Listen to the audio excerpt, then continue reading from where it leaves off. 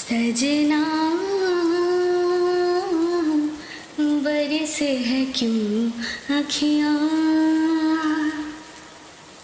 सावन आए तुम न आए, सावन आए तुम न आए, तुम बिन तरसे मोरा जिया,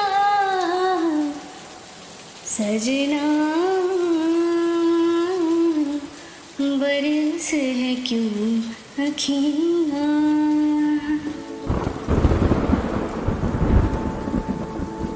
গল্পের বেলতলায় আপনাদের স্বাগত।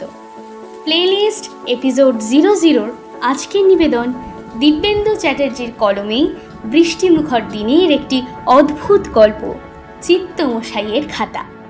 আজ গল্প পাঠে সৌমলীন মণ্ডল, গল্পের সূত্রধর আমি প্রাপ্তি। শুরু হচ্ছে আজকের অনুগল্প সিরিজের গল্প চিত্তমশাইয়ের খাতা।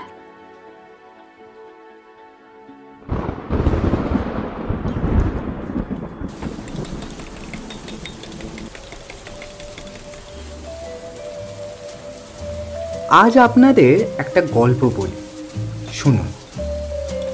বাইরে মুষলধারে বৃষ্টি হচ্ছে, সাথে ঝোড়ো হাওয়া। গল্পের জন্য এই ওয়েদার একদম যথাযথ। আমি হাইওয়ের পাশের একটা ধাবায় বসে সিঙ্গারা আর কোল্ড ড্রিঙ্কস খেতে খেতে ঝড় আর বৃষ্টির নাচ দেখছি। হাইওয়েটার নাম ধরে নিন NHX। এই ধাবাটির পাশে আর কোনো দোকান নেই। আকাশ থেকে দেখলে মনে হবে এই বৃষ্টির মধ্যে কেউ একজন হাঁটু গেড়ে বসে বৃষ্টি উপভোগ করছে।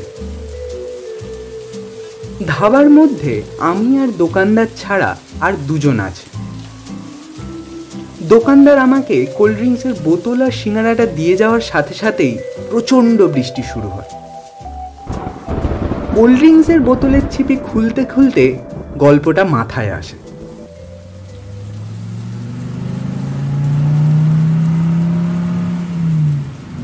মনে করুন কোনো এক ব্যক্তি তার ব্যস্ত জীবন থেকে কিছুটা সময় বার করে তার সাধের গাড়ি করে মঙ্গলের কোনো একটা উপগ্রহ ফোবস বা ডাইমোসে যাচ্ছে। ভাববেন এ আবার কি, গাড়ি করে উপগ্রহে যাওয়া যায় নাকি? না, সত্যি যাওয়া যায় না, কিন্তু ভাবনায় তো যাওয়া যায়। একটা দীর্ঘ রাস্তা ধরে যাচ্ছেন, দুই ধারে মরুভূমি ধুধু করছে, মাঝে মাঝে ক্যাকটাস সহ বেশ কিছু মরু উদ্ভিদ, আর রাস্তাটা সোজা উঠে গেছে আকাশের দিকে। ভাবনায় সবই সম্ভব। তো যেখানে ছিলাম, গাড়ি চালিয়ে যাচ্ছেন মঙ্গলের উপগ্রহের উদ্দেশ্যে। রাস্তায় আর কোনো গাড়ি নেই, কোনো প্রাণীর চিহ্ন পাওয়া যাচ্ছে না। গাড়ির গতিবেগ ঘন্টায় 110 কিলোমিটার। হঠাৎ গাড়িটির চাকায় কিছু একটা এসে যাওয়াতে ব্যক্তিটি ব্রেক চাপলেন। গাড়ির চাকা ঘষে গেল রাস্তায়। তারপর 4 বার পাল্টি খেয়ে সোজা অবস্থায় দাঁড়িয়ে রইল। ব্যক্তিটি স্টিয়ারিং হাতে হতভম্ব হয়ে বসে আছে ড্রাইভিং সিটে। কপাল ভালো, ব্যক্তিটির শরীরে কোথাও লেগে বা কেটে কুটে যায়নি। ধুর, বারবার ব্যক্তি বলতে ভালো লাগে না। ওনার কিছু একটা নাম ধরে নিন। আচ্ছা, আমিই বলছি। ধরে নিন ব্যক্তিটির নাম আর্নল্ড স্ট্যালন। যেটা বলছিলাম, আমাদের এই আর্নল্ড স্ট্যালন মশাই ড্রাইভিং সিটে বসে আছেন। গাড়ির দরজাটা খুলে বাইরে বেরিয়ে দেখতে গেলেন গাড়িটির এমন দশা হলো কেন। যে জায়গা থেকে গাড়ির চাকা ঘষতে শুরু করেছিল সেখানে গিয়ে দেখল একটা সবুজ রঙের কাঁচের বোতল রাস্তায় পড়ে আছে। বোতলটা একটা ইটের সাইজের মতো বড়। আর্নল্ড মশাই রেগে গিয়ে বোতলটা তুলে রাস্তার এক ধারে ফেলে দিতে চাইলেন, কিন্তু বোতলের ওজন এত বেশি যে তিনি রাস্তা থেকে বোতলটা তুলতে পারলেন না। তিনি আরও রেগে গেলেন এবং নিজের গায়ের সমস্ত জোর দিয়ে বোতলটা চাগাতে চাইলেন। বোতল কিন্তু উঠল না, গ্যাঁট হয়ে এক জায়গায় পড়ে রইল। আর্নল্ড মশাই একটু দম নেওয়ার জন্য রাস্তায় বসে পড়লেন। তখনই বোতলটা নড়ে উঠল, যেন ভিতরে কিছু একটা আছে। আর্নল্ড এবারে ওটাকে তুলে ফেলার চেষ্টা না করে আলতো করে বোতলের ছিপিটা খুলে দিল। মুহূর্তের মধ্যে সবুজ বোতল থেকে একটা কালো ধোঁয়া বেরিয়ে এলো। কালো মেঘে সারা আকাশ ছেয়ে গেল, আর বোতল থেকে বেরিয়ে এলো এক ষণ্ডা মার্কা ব্যক্তি। ধরে নিন এর নাম জিনি। আলাদিনের ম্যাজিক ল্যাম্পের যিনি ছিলেন ইনিই তিনি। আর্নল্ড হাঁ করে তাকিয়ে রইল জিনির দিকে। তখনই এক ফোঁটা দু ফোঁটা করে মুষলধারে বৃষ্টি শুরু হলো। যিনি নিজের হাতটা দুবার ঘুরিয়ে নিজেদের মাথার উপর একটা ছাদের সৃষ্টি করল, যাতে ওরা দুজন বৃষ্টিতে ভিজে না যায়। আর্নল্ড অবাক হয়ে বলল, আপনি কি উনি, মানে যিনি? যিনি বলল, আগে হ্যাঁ।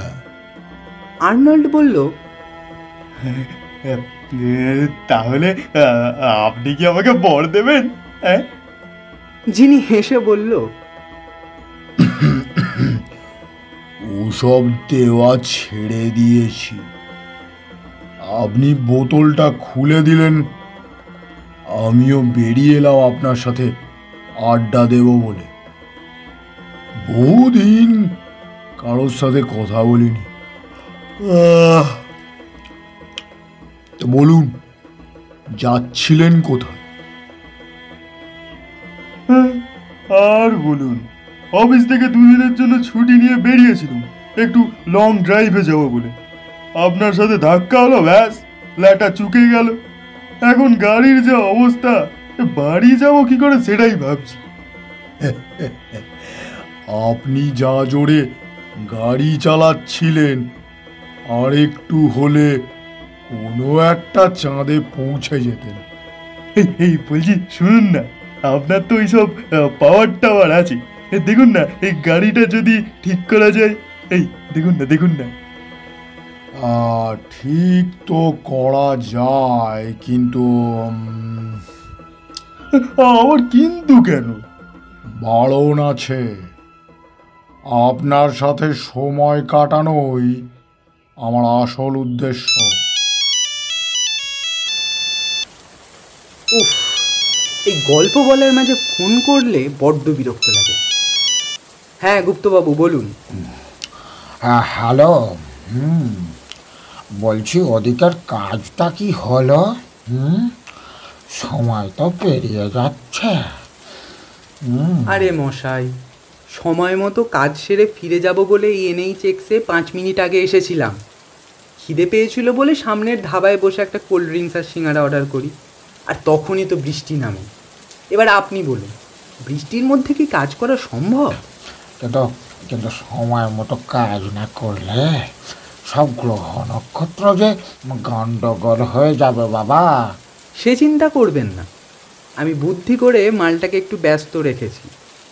জিনিকে বলেছি ওকে একটু ওর মাথার মধ্যেই ব্যস্ত রাখতে। আমি এখান থেকে সিগন্যাল দিলে ও চলে যাবে, আর আমিও চেলা দুটোকে নিয়ে কাজে লেগে পড়ব। বাই যাবে। চেলা দুটো বলতে মনে পড়লো, এই মাল দুটো কি করছে? ওরা তো বৃষ্টি দেখছে আর বিড়ি টানছে।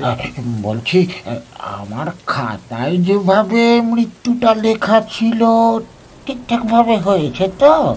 হ্যাঁ একদম। গাড়ি 4 বার পাল্টি, স্টিয়ারিং ধরে বসে, নো এক্সটার্নাল ড্যামেজ, মৃত্যুর কারণ ইন্টারনাল ড্যামেজ। এই তো বৃষ্টি থেমে গেছে, আমরা আসছি। এই যে দুধদয়, বৃষ্টি তো থামলো, এবারে চলো কাজে লেগে পড়ি। ওদিকে আবার সময় মতো পৌঁছতে না পারলে চিত্রগুপ্ত মশাই আবার খেপে যাবেন।